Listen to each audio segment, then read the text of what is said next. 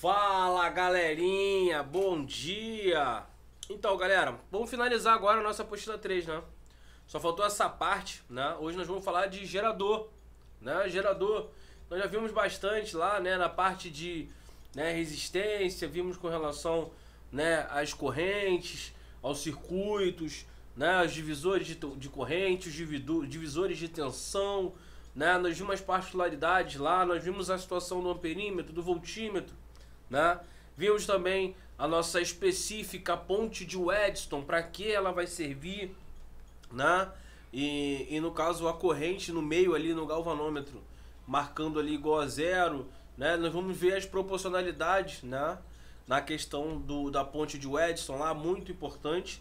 E aí hoje, para a gente finalizar essa parte, vamos trabalhar a parte de geradores, né?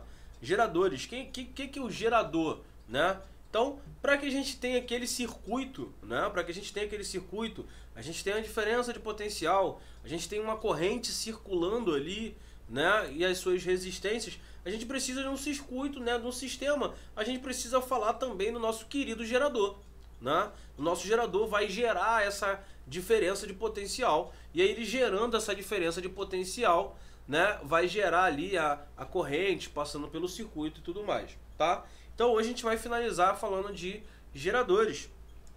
E aí, vamos começar assim, ó.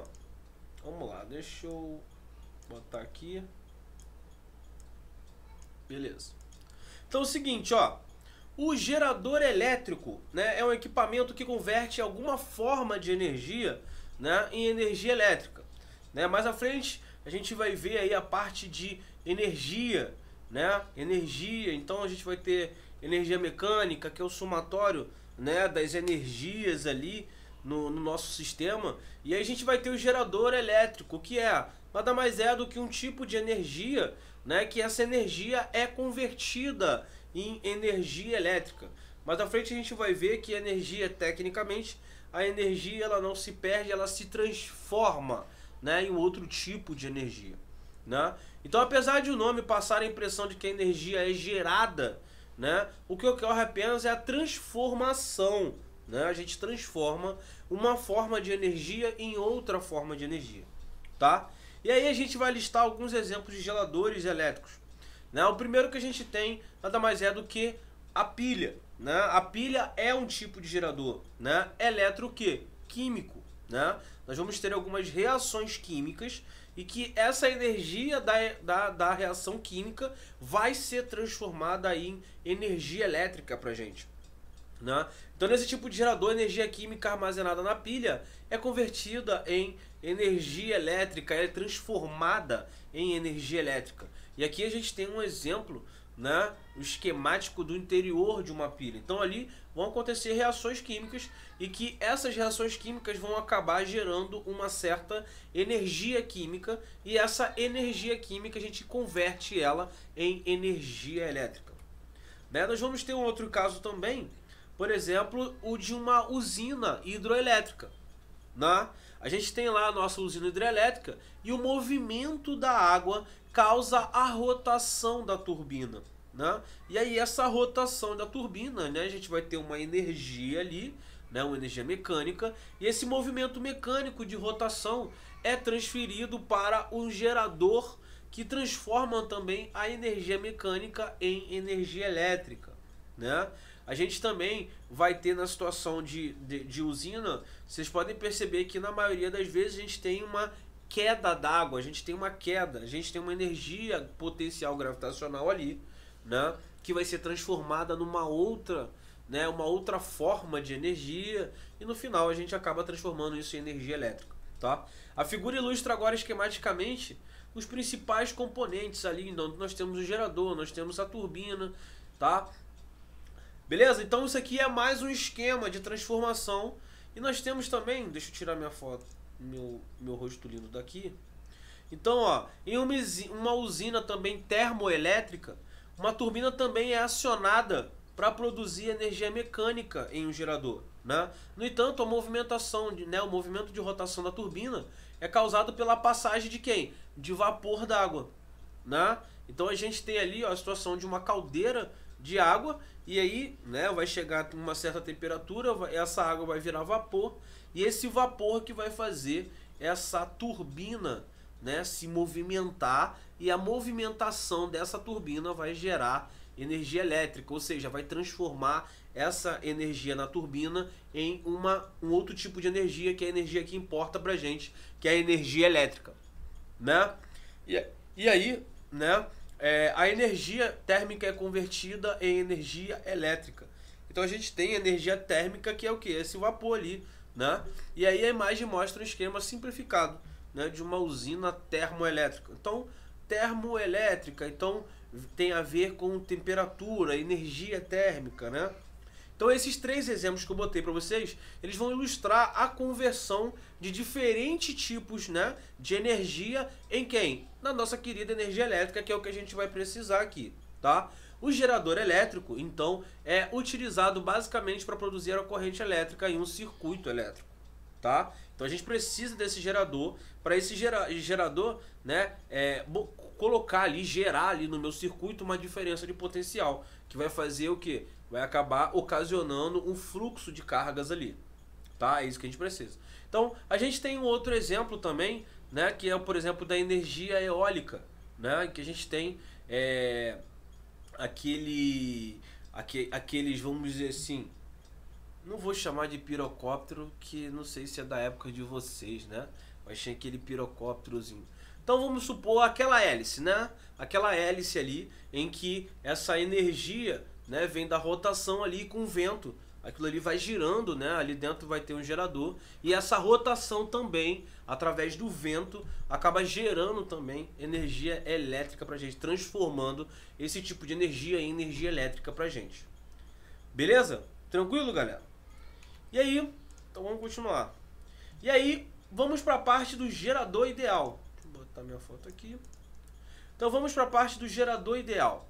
Bom, um gerador, ele é dito ideal quando é capaz de transferir as cargas elétricas, né, no caso ali, transformar as cargas elétricas, ou seja, transferir para as cargas elétricas toda a energia elétrica produzida, né?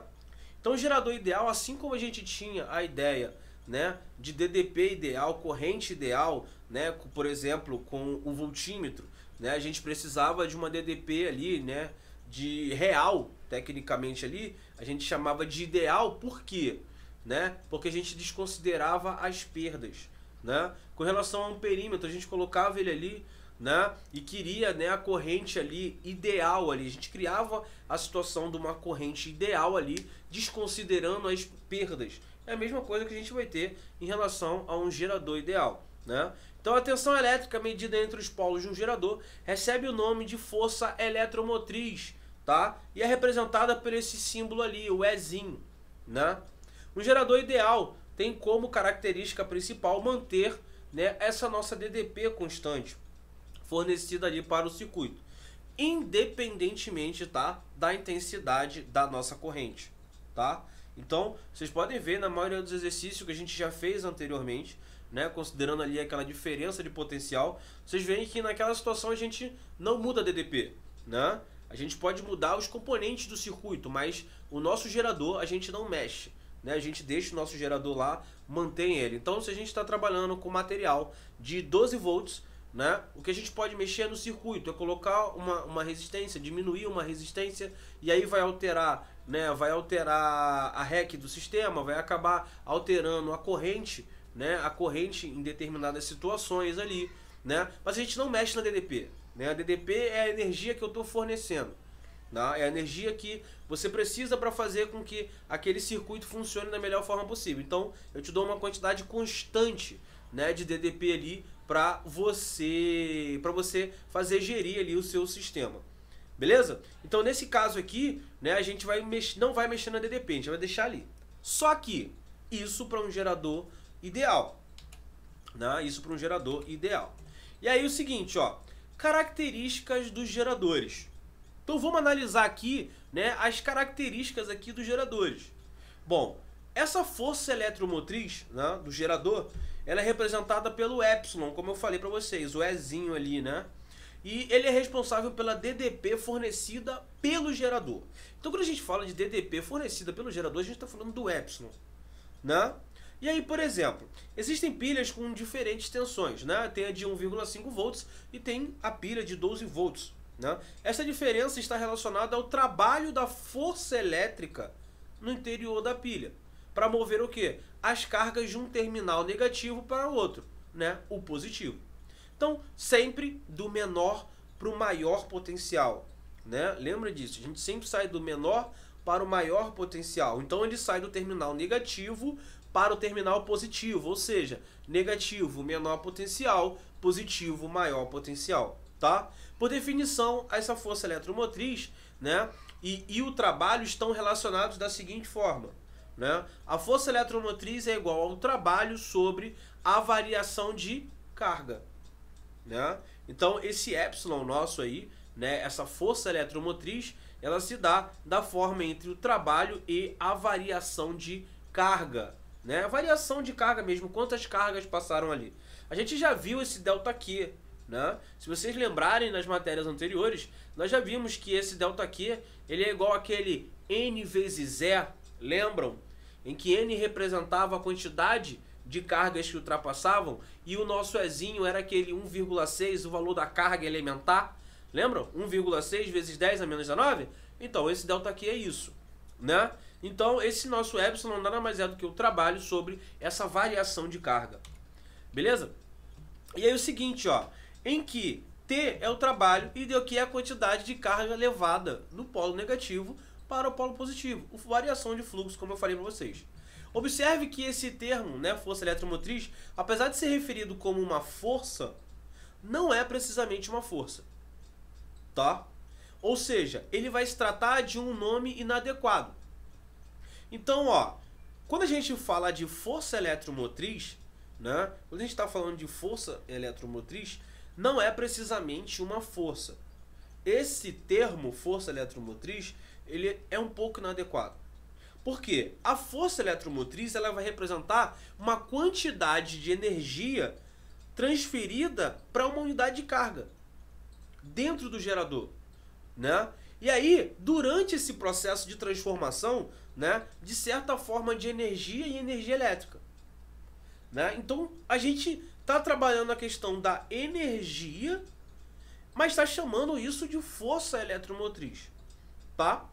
Então, na verdade, não é precisamente uma força. É o que? Vamos supor, né? Vamos imaginar o que seria o epsilon, né? É o trabalho necessário para uma certa quantidade de carga variar, né? Isso não acaba sendo uma força. E aí, no processo físico, sempre ocorre o quê? Perdas energéticas. Isso eu já falei, né, para vocês e toco sempre nessa tecla, né? Vou tocar sempre nesse assunto. Sempre vamos ter perda.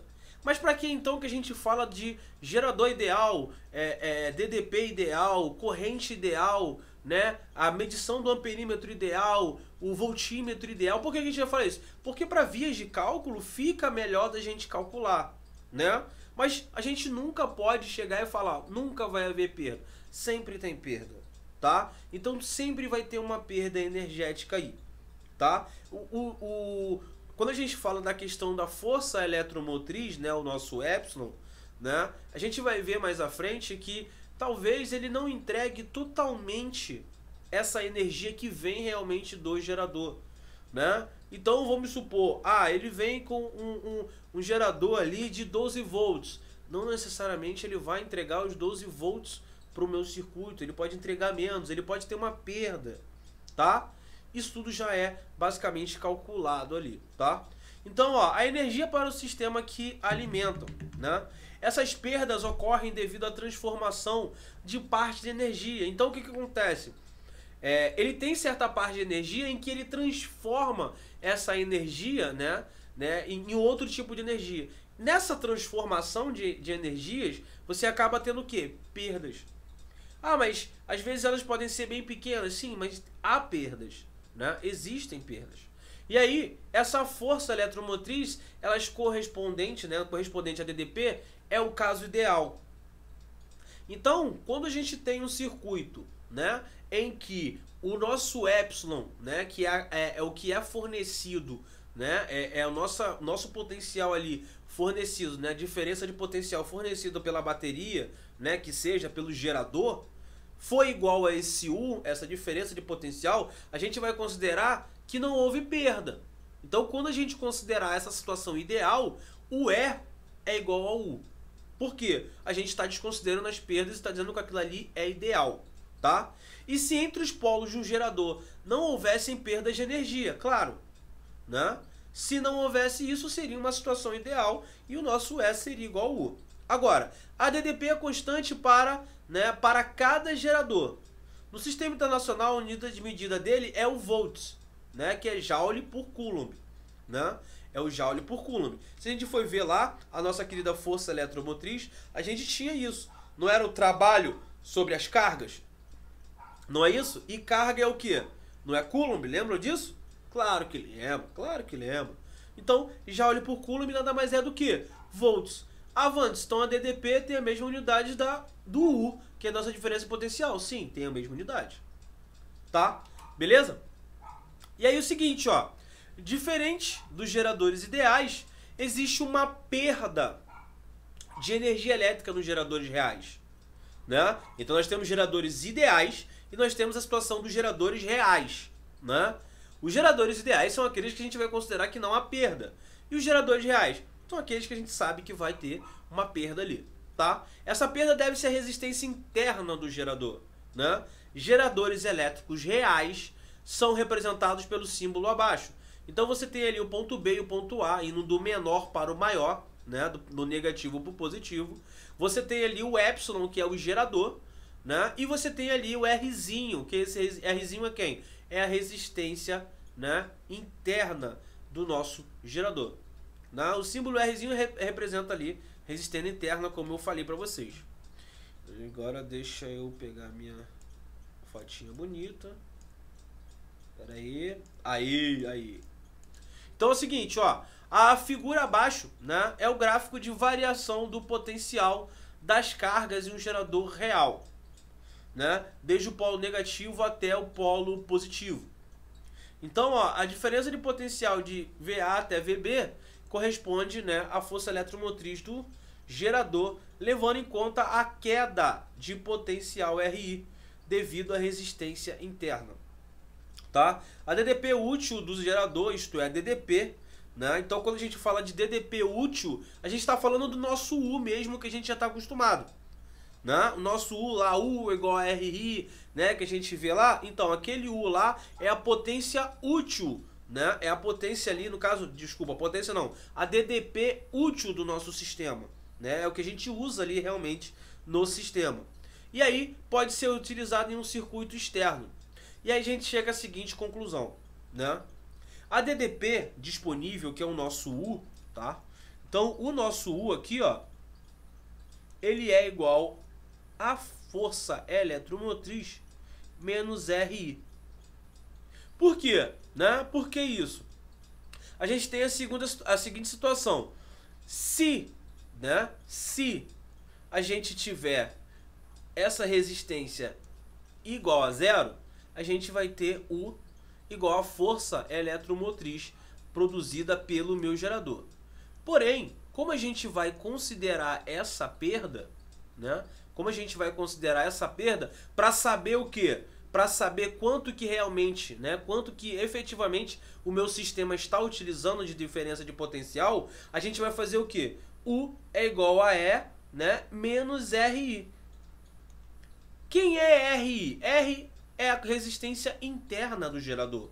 E é a corrente que atravessa realmente ali o nosso circuito, né? É a mesma corrente de U ali, tá? Então, ó, a DDP-U disponível ao circuito externo é igual à diferença entre a força eletromotriz e a queda de potencial, né, interna correspondente ao produto RI.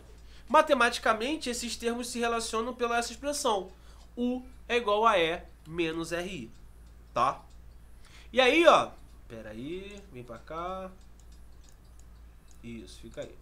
E ó, os valores de E e R são constantes, ou seja, os valores de epsilon, né, e Rzinho são constantes.